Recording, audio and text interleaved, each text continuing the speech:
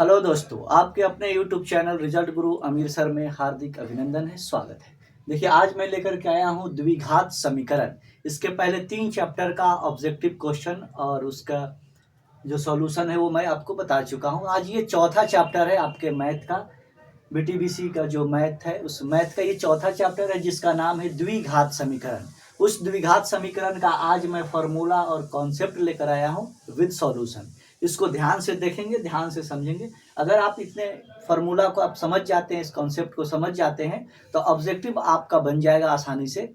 वैसे मैं इसका फिर अगले वीडियो में इसका पूरा ऑब्जेक्टिव लेकर के आऊँगा जो आपके एग्जाम के दृष्टिकोण से महत्वपूर्ण होगा। तो देखिएगा, द्विघात समीकरण।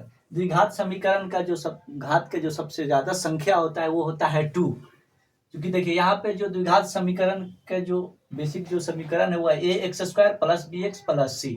तो पूछ सकता है कि द्विघात समीकरण में कितने आपका मूल हो सकते हैं या कितनी इसकी संख्या निकल सकती है, तो इसका 2 निकलता है। अगर पूछ दे कि द्विघात समीकरण का अधिकतम घात कितना होगा, तो भी इसका आंसर होता है 2, क्योंकि इसका पावर में 2 होता है मैक्सिमम। और इसका दूसरा जो शर्त होता है वो ये होता है कि a not is equal to 0 होना चाहिए, यानी a का वैल्यू कभी भी 0 नहीं होना चाहिए। क्योंकि अगर a का वैल्यू 0 रख देंगे तो आपका स्क्वायर खत्म हो जाएगा, x², तो द्विघात समीकरण रहेगा ही नहीं। तब वो फिर लीनियर हो सकता है, यानी रैखिक समीकरण हो सकता है, लेकिन द्विघात समीकरण खत्म हो जाएगा। दूसरा कोई भी 0 हो सकता है, b का वैल्यू 0 हो सकता है, c का वैल्यू 0 हो सकता है, लेकिन a का वैल्यू 0 कभी नहीं हो सकता है द्विघात समीकरण में। समझ में आया? अब देखिए, अगर इस समीकरण से द्विघात समीकरण दिया और कहे कि विवेचक या विभेदकर निकालें, तो उसका फॉर्मूला होता है, विवेचक या विभेदकर को ही डी बोलते हैं, डिस्क्रिमिनेशन के लिए डी होता है। तो d = b² - 4ac, ये फॉर्मूला होता है आपका विवेचक या विभेदकर निकालने के लिए। तो विवेचक या विभेदकर की जगह पर हम d लिख सकते हैं, d = b² - 4ac।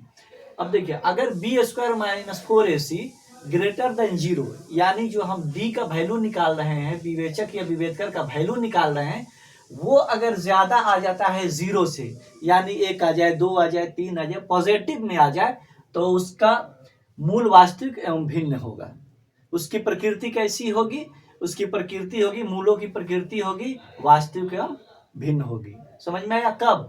जब d का वैल्यू b² - 4ac का वैल्यू 0 से ज्यादा हो, तो मूल वास्तविक एवं भिन्न होते हैं। दूसरा देखिए, b² - 4ac, यानी जब हम विवेचक या विभेदकर का मान निकालते हैं और वो जब 0 के बराबर आ जाए, यानी इधर भी 0 आ जाए, इधर भी 0 आ जाए, तो वैसे उसकी प्रकृति क्या होगी? मूल वास्तविक एवं समान होगी। समान यानी बराबर होगी। समझ में आया? कब? जब b² - 4ac बराबर 0 होगा। तो तीसरा देखिए, कह रहा है b² - 4ac लेस देन 0, यानी जब हम d का वैल्यू निकालेंगे तो उसमें क्या होगा? ये माइनस में अगर आ जाएगा तो कहेंगे कि 0 से वैल्यू उसका कम है।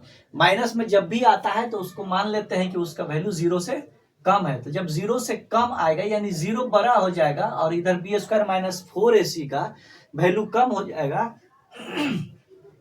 तो उसको कहेंगे कि मूल वास्तविक नहीं है। तब वो मूल वास्तविक नहीं होता है। देखिए, एग्जाम्पल के तौर पर आपको यहाँ पे दिया हुआ है, द्विघात समीकरण x² + 2x - 3 = 0 का विवेचक क्या होगा? ये क्वेश्चन है। ये आपका पहला जो फॉर्मूला था, कॉन्सेप्ट था, उसके आधार पर इसका क्या निकालना है? विवेचक या विभेदकर बताना है। तो फॉर्मूला क्या था? d = b² - 4ac। तो देखिए, b इसमें कौन होगा? जिसके साथ स्क्वायर नहीं होता है उसके पहले वाला b होता है। देखिए, यहाँ स्क्वायर नहीं है, उसके पहले वाला b है। ये पहले भी हो सकता है, बाद में भी हो सकता है, उससे कोई मतलब नहीं। ऐसे भी हो सकता है cs² + bx + a = 0, ये भी हो सकता है। तो यहाँ a कितना हो जाएगा? c हो जाएगा। b कितना हो जाएगा? b हो जाएगा। c कितना हो जाएगा? a हो जाएगा। तो उससे कोई मतलब नहीं है। आपको ये उल्टा पुल्टा भी दे सकता है। बस ध्यान देना है कि स्क्वायर से पहले वाला जो भी होगा वो ये कहलाएगा, और बिना स्क्वायर वाला जो चर के साथ होगा उसको कहेंगे आपको b, और बिना एक्स वाई वाला जो होगा उसको कहते हैं c। तो हमको निकालना क्या है? b² - 4ac। तो इसमें b कितना हो जाएगा? 2 हो जाएगा। तो 2 का स्क्वायर कर देंगे, -4 × a कितना है? यहाँ इसके आगे कुछ नहीं है, मतलब 1 है, गुने c कितना है? -3 है।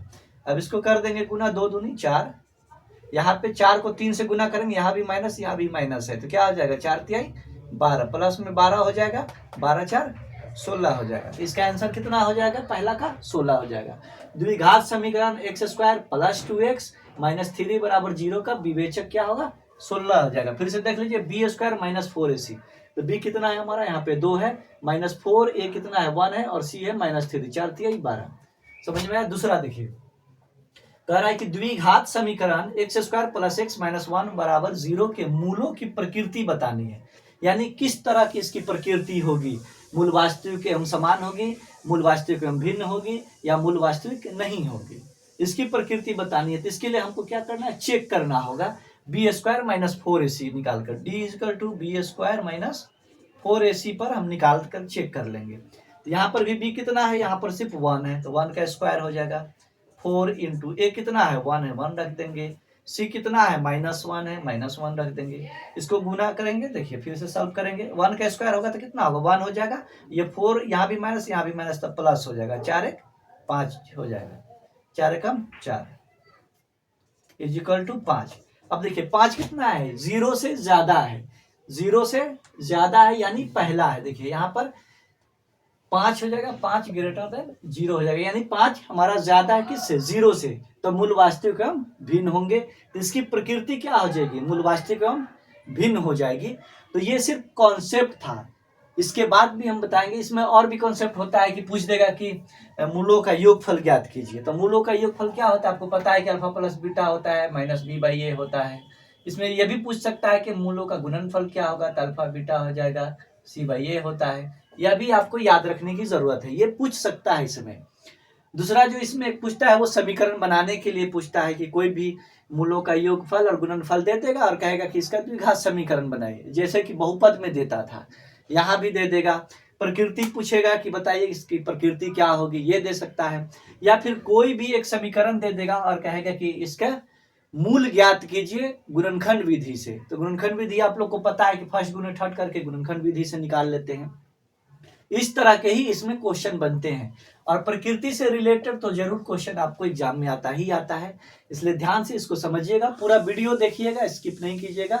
अगर अच्छा लगा तो इसको अधिक से अधिक शेयर कर दीजिएगा, ताकि अधिक से अधिक बच्चों को इसका लाभ मिल सके। और अगले वीडियो में इसका इंपॉर्टेंट क्वेश्चन लेकर के आएंगे, जो आपके एग्जाम के दृष्टिकोण से महत्वपूर्ण होगा। बहुत बहुत धन्यवाद।